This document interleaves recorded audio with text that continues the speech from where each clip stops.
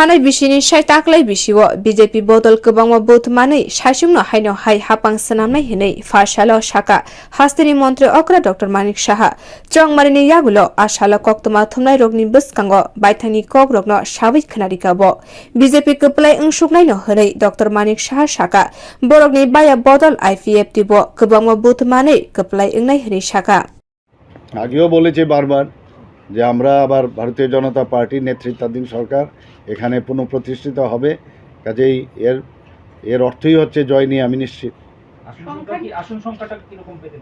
আসন সংখ্যা এককভাবে আমরা গত বছর 36 পেয়েছিলাম, তার থেকে বেশি আমরা পাবো। ভালো হয়েছে আমাদের জন্য, এর জন্য আমাদের কাছে কোনো কাদের না জোট সঙ্গী তো আমরা 5টা সিট ওদেরকে দিয়েছি, তো এর মধ্যে ওনারাও হয়তো বা ভালো রেজাল্ট করবে, তো সেটা রেজাল্ট বেরুলে বলতে পারবে। এবং আমার পার্টির তরফ থেকে আমরা যে আসন সংখ্যা আমরা বলছি সেটা আমার পার্টির থেকে আমি বলতে পারছি। Tongkechangte naithatok khlaino hasteni bidansabha chongmari engnai hinwi sakha montri okra o chongmari hasteni laibungao kaisa mungsinai hinwi sakha bo।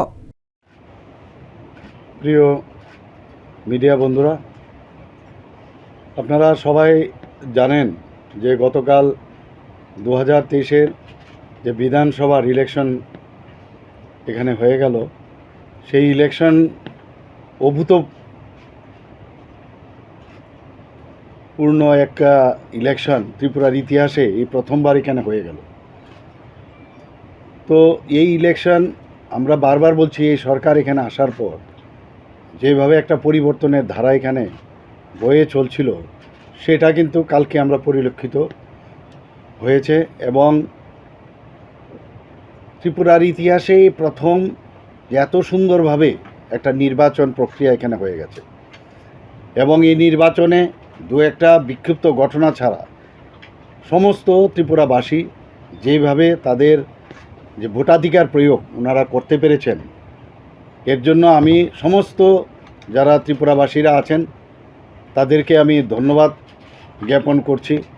পাশাপাশি যারা এই ইলেকশনকে যাদের মাধ্যমে ইলেকশন সংগঠিত হয়েছে, ইলেকশন কমিশন এবং আরক্ষা দপ্তর এবং অন্যান্য যারা এর সাথে যুক্ত সবাইকে আমি ধন্যবাদ দিচ্ছি। Asal naithatok chongmari engmani bagai hasteni joto voter state election commission o khobui joto no khaka hamyafarka montri okra Dr.Manik Saha। Bio report Kokkora।